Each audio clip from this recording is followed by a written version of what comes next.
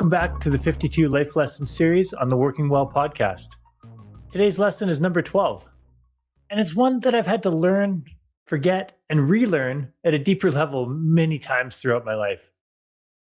And the lesson is to embrace change, not because it's comfortable, not because it's convenient, but because resisting it quietly taxes your energy, your clarity, and your potential. Now, intellectually, we know that change is constant. What we often fail to appreciate is that change almost never arrives in a clean, linear, Instagram-friendly way. It usually shows up uncomfortable or downright shitty at the start, chaotic in the middle, and only later, sometimes much later, do we look back and say, oh, now I get the lesson in all this. And for a long time, I didn't just dislike change, I actively fought it. Not just the big life-altering stuff either. It was everything. My favorite restaurant deciding to change their menu, a friend moving out of town, a market shift that hit my business at exactly the wrong time. Different situations all had the same internal response for me. I got frustrated. I pushed everything away. I resisted. And I walked around with a low-grade sense of irritation that just followed me throughout the day or week. But what I didn't realize back then was how much mental bandwidth and happiness that resistance was stealing from me. Instead of adapting or creating, I was arguing with reality in my head. And as the saying goes, reality doesn't negotiate. But the real shift came during a business mastermind meeting that I was having with some colleagues. I was mid-rant about this market change that had negatively impacted my business. You know the attitude, the heavy sighs. Why now? This isn't fair. Why me? And one of my peers just very calmly asked a simple question. He said, isn't this basically the same kind of situation that led you to start the second division of your company? And that question stopped me in my tracks because he was right. Years earlier, a very similar disruption had forced me to think differently. It pushed me to create an entirely new line of business. And that business became actually a major growth driver of my entire company. Now, the same type of change once created opportunity. Now I was treating it like a threat. And when I reflected further, something else became painfully obvious to me. So much of my business success had come from noticing the opportunities that change made possible. And then somewhere along the way, I'd forgotten that. And there's actually solid research behind this reaction. Neuroscience research shows that when we experience uncertainty or disruption, the brain interprets it as a threat, even if no real danger exists. Studies using fMRI scans show that increased activity in the amygdala happens during change and ambiguity. And the amygdala, as we may know, is our brain's threat detection center.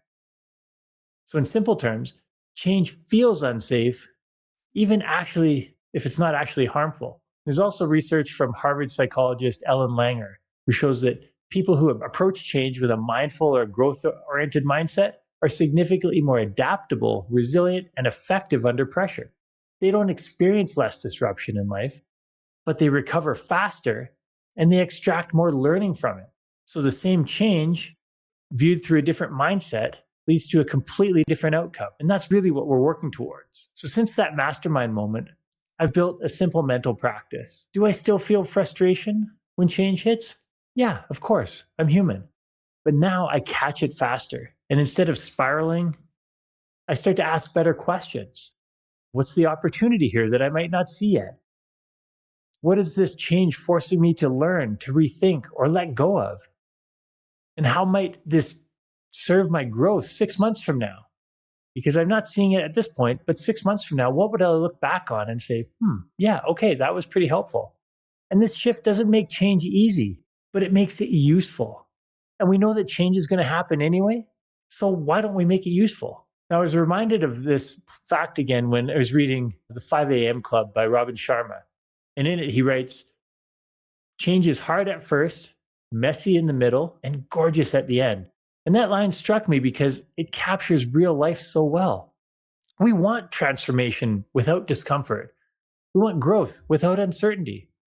And that after photo without the awkward middle or all the work that goes into it. But real change doesn't work that way.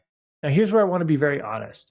Despite knowing this lesson, teaching it, and believing it, I lost connection to it during one of the hardest stretches of my life.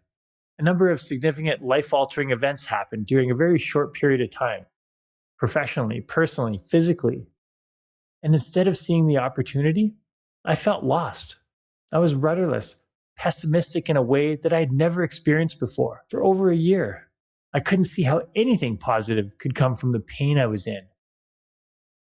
Not growth, not clarity, not wisdom, just plain survival on a day-to-day basis. Now, if you've been there, you know how heavy that space can be. What changed wasn't a sudden breakthrough or some motivational quote. It was slow. With the help of my coach, the support from friends and family, with time, reflection, and some, well, to be true, very uncomfortable honesty about myself and the way I'd been showing up, gradually the gifts started to appear. And looking back now, that quote couldn't be more accurate. It was damn hard at the beginning, really messy in the middle, and now it's genuinely glorious in ways that I couldn't have imagined at the time. That period forced deep reflection, soul searching, growth I never would have chosen voluntarily, but it shaped me. I'm stronger, wiser, more resilient.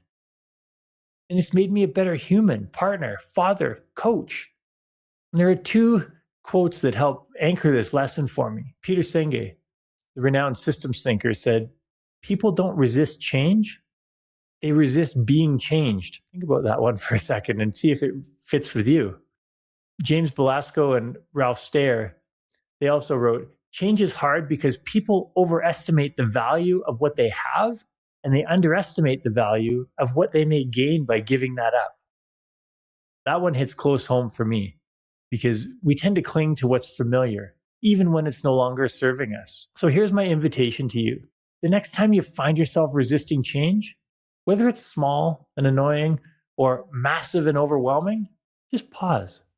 Ask yourself, what opportunity might exist here that I can't see yet?